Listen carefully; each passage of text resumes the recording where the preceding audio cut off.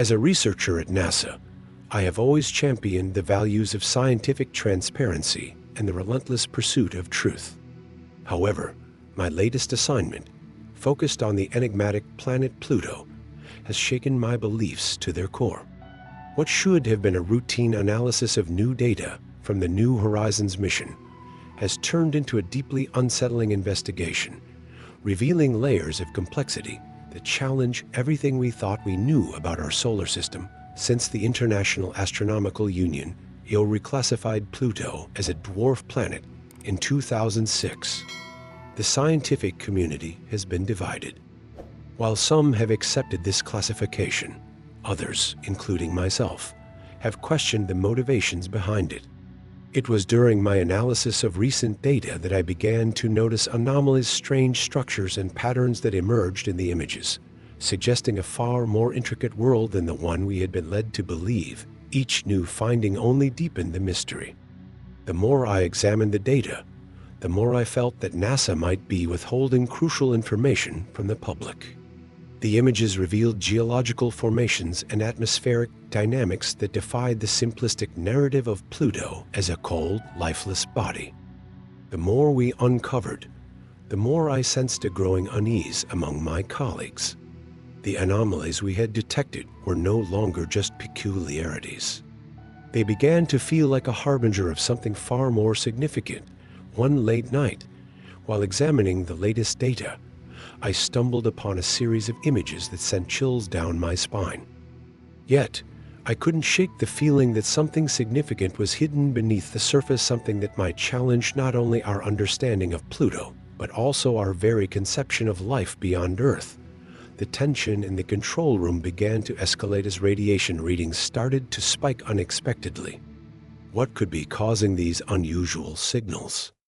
The thought that we might be on the verge of uncovering something monumental, perhaps even something the agency was reluctant to confront, grew more pronounced with each passing day. As the data continued to pour in, I felt a sense of urgency. What lay beneath the icy exterior of Pluto? Why did our findings seem to contradict the established narrative? The notion that we were edging closer to a revelation, one that could potentially expose a hidden truth, filled me with both excitement and dread. It became clear that we were on the brink of a discovery that could change everything we thought we knew about Pluto and our place in the cosmos. As we delved deeper into our research, the dynamics within our team began to evolve. I found myself working closely with Dr. Emily Vargas, our lead geologist, whose enthusiasm for planetary science was infectious. Emily had a knack for uncovering the unexpected in data, and her excitement was a driving force behind our investigation. "Look at these geological formations," she would say, her eyes sparkling with curiosity. "They're not just random. They suggest a history we've overlooked." Then there was Jake Reynolds, our lead engineer, who often wrestled with the technical challenges of our exploration. The anxiety of the mission weighed heavily on him, but his resilience shone through in the face of adversity. "If we can recalibrate the equipment to get more precise readings, we might uncover more details," he suggested one evening, determination etched on his face. Mia Tran, our astrobiologist, added another layer to our discussions. She often posed thought-provoking questions about the implications of our findings. What if there's more to Pluto than just geology? What if it harbors signs of life or intelligence? Her inquiries pushed us to think beyond the data, challenging us to imagine the possibilities. As we collaborated, our shared sense of purpose deepened. The stakes were higher than ever, and our journey into the mysteries of Pluto became not just a scientific endeavor, but a personal quest for understanding.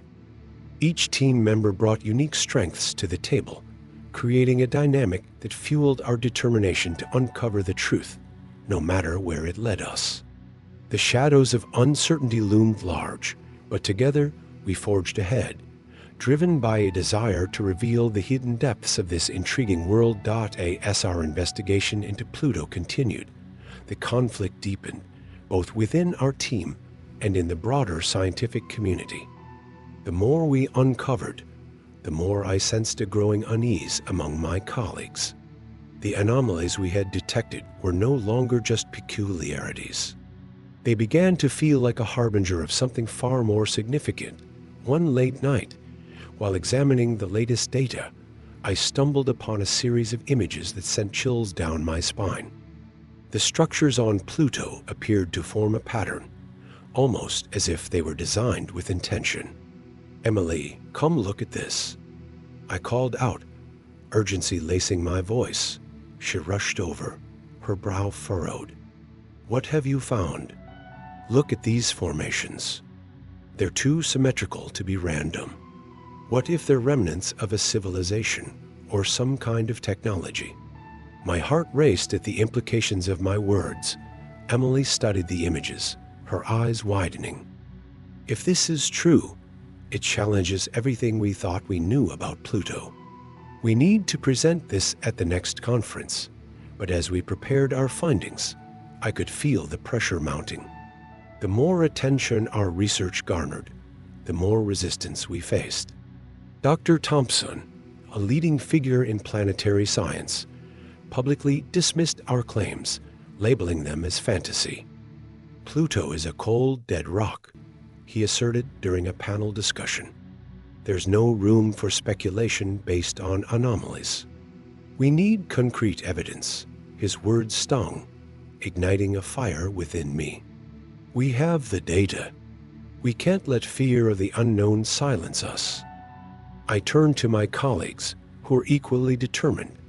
Yet, the tension only escalated as we found ourselves at odds with established scientists and even some members of our own team. Jake, our engineer, began to voice doubts. What if we're wrong? What if we're just chasing shadows? His skepticism weighed heavily on me, but I refused to give in to despair. As we approached the conference, I felt a sense of urgency. This was our moment to confront the skepticism and reveal the complexities of Pluto. We needed to find a way to convince the scientific community that there was more to the story. Our investigation was not merely about classification. It was about uncovering the truth hidden beneath the surface. Amid the growing tensions, personal dynamics within our team also began to shift. Emily and I found ourselves increasingly aligned in our pursuit of the truth, but Jake's doubts created friction. He was torn between supporting our groundbreaking ideas and adhering to the traditional views held by the scientific community. Mia, our astrobiologist, became a voice of reason. "We have to remind ourselves that every great discovery was once met with skepticism. Look at the history of science. It's filled with examples of the unknown." Her words provided some comfort, but I could see Jake wrestling with his convictions. Additionally, the media began to take an interest in our research. As our findings gained traction, we faced a barrage of questions from reporters eager to uncover the truth about Pluto. This attention was both a blessing and a curse, adding pressure to our already fragile situation. As we prepared for the conference, I sensed that the stakes had risen. The implications of our findings extended beyond Pluto. They challenged the very foundations of how we defined celestial bodies. The fear of being dismissed hung over us, but so did the excitement of potentially reshaping a narrative that had persisted for too long. In the days leading up to our presentation, we found ourselves navigating not just the complexities of our research, but also the intricate web of personal relationships, professional aspirations, and the weight of scientific integrity. It became clear that this journey was not only about Pluto. It was about redefining our understanding of the universe itself. The turning point came unexpectedly during our presentation at the annual Planetary Science Conference. As I stepped onto the stage, I could feel the weight of anticipation and skepticism in the room. Our team had prepared extensively, and this was our moment to challenge the established doctrines regarding Pluto. Yes, I began my presentation, outlining our findings and showcasing the striking images of Pluto's geological features. I noticed the audience's mixed reactions. Some were intrigued, while others wore expressions of disbelief. I could see Dr. Thompson sitting in the front row, his arms crossed defiantly. "Pluto is not just a cold, lifeless body," I asserted, gesturing to the images on the screen. "These formations suggest geological activity and possibly even elements of a subsurface ocean. We need to reevaluate our classification of this celestial body." Just as I gained momentum, Dr. Thompson raised his hand. "While your findings are interesting, they are not sufficient grounds to reclassify Pluto as a planet. We have established criteria, and it is imperative that we adhere to them." His voice was firm, but I could sense the crack of uncertainty in his tone before I could respond. An unexpected power outage plunged the auditorium into darkness.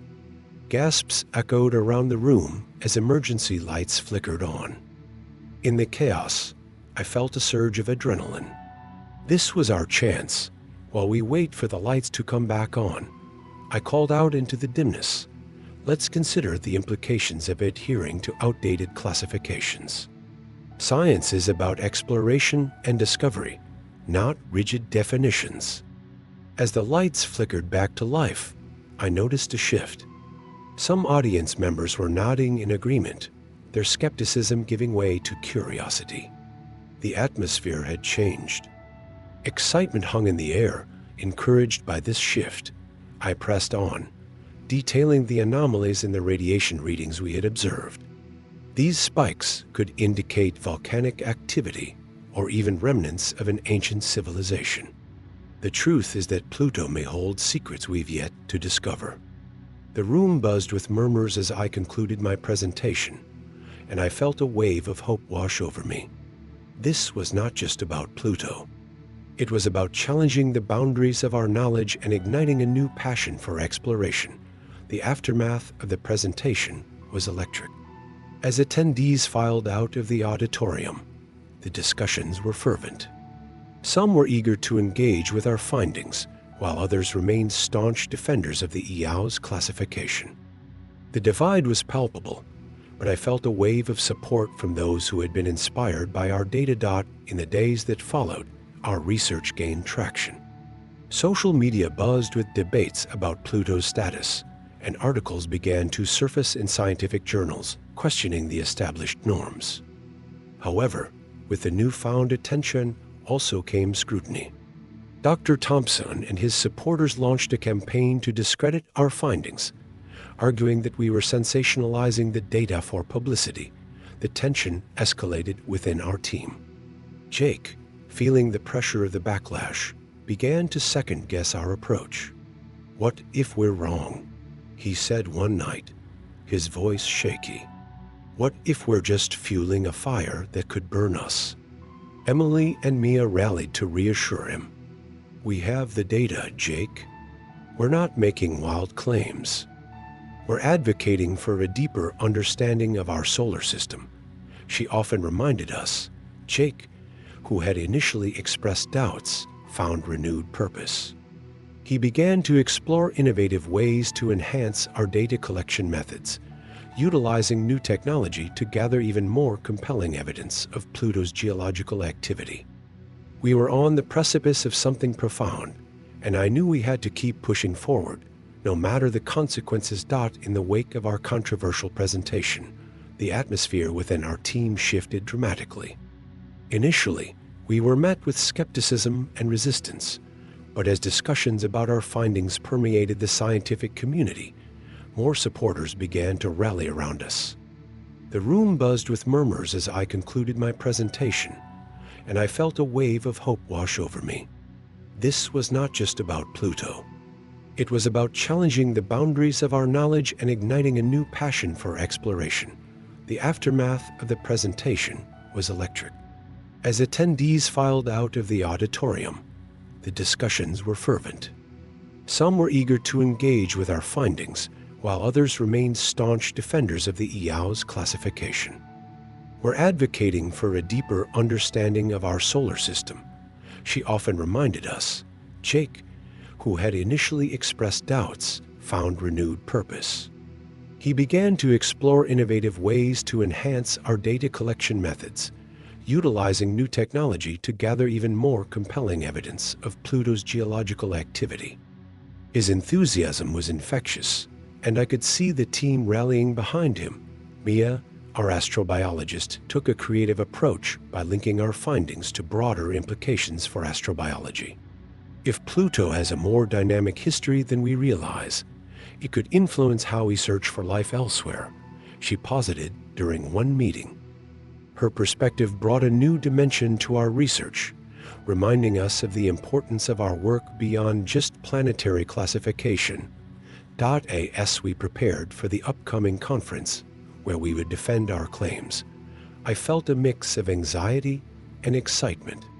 We had learned to harness our fears and doubts into a collective strength. Each member of the team brought their unique expertise to the table, and our collaboration had become a powerful force. We were no longer just a group of scientists. We had become a united front, ready to confront the challenges ahead.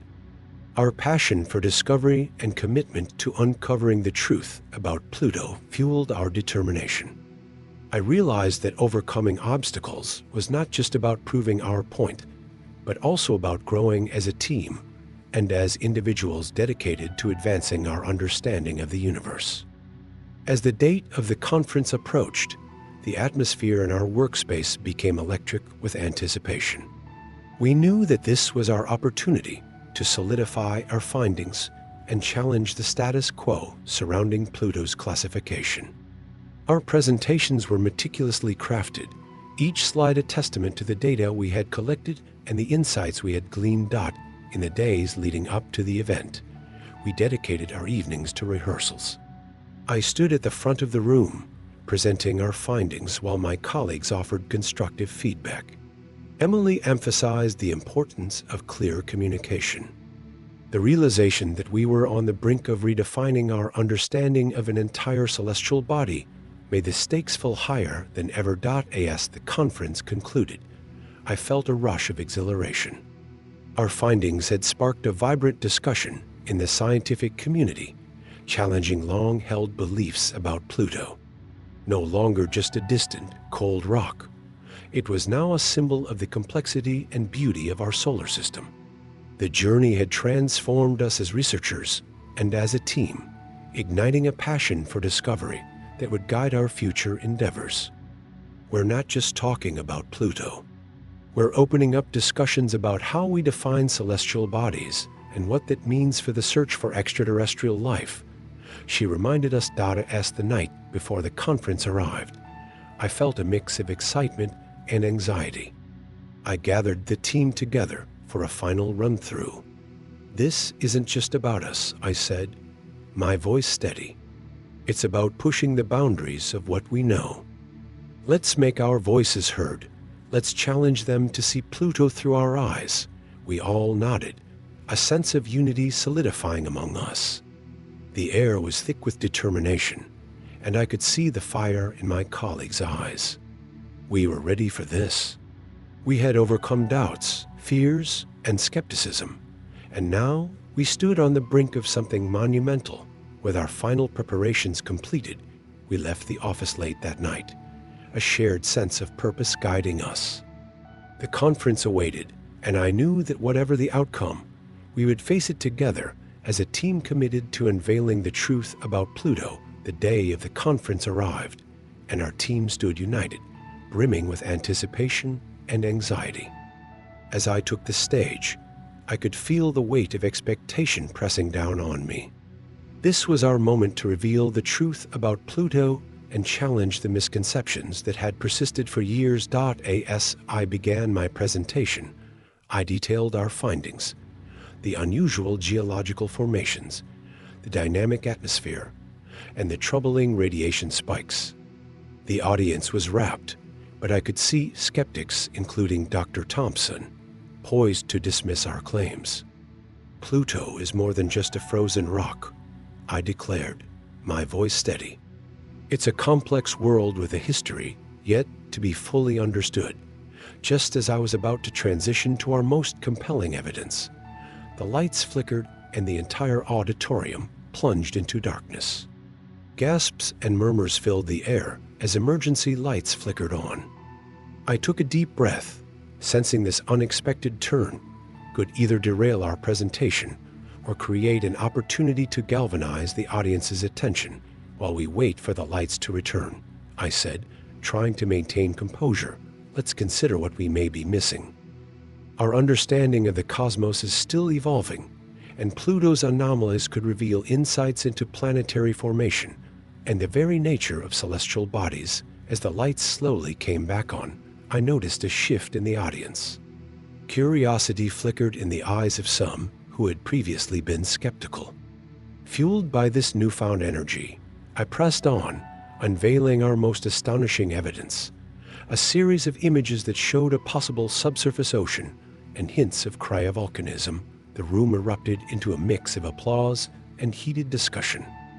I could see Dr. Thompson's expression change from skepticism to contemplation. If these findings are true, he began, we may need to reconsider the criteria for what defines a planet. The dialogue that ensued marked a significant turning point in our campaign for Pluto's reclassification. The tension that had once divided us began to dissolve, replaced by a shared sense of wonder and possibility. The realization that we were on the brink of redefining our understanding of an entire celestial body made the stakes feel higher than ever. As the conference concluded, I felt a rush of exhilaration. Our findings had sparked a vibrant discussion in the scientific community, challenging long-held beliefs about Pluto. No longer just a distant, cold rock, it was now a symbol of the complexity and beauty of our solar system.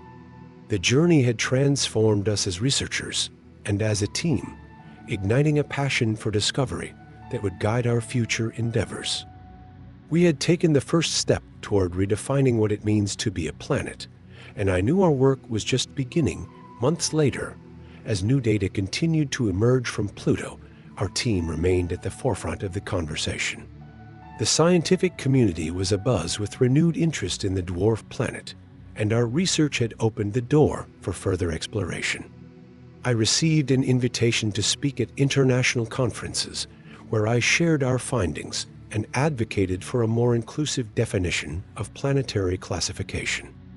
The debate surrounding Pluto instigated a broader discussion about celestial bodies, pushing the boundaries of our understanding and fostering a spirit of inquiry that echoed throughout the scientific community. Join the conversation about Pluto and the ever-evolving landscape of planetary classification. We had taken the first step toward redefining what it means to be a planet, and I knew our work was just beginning. Months later, as new data continued to emerge from Pluto, our team remained at the forefront of the conversation. The scientific community was abuzz with renewed interest in the dwarf planet, and our research had opened the door for further exploration. I received an invitation to speak at international conferences, where I shared our findings and advocated for a more inclusive definition of planetary classification.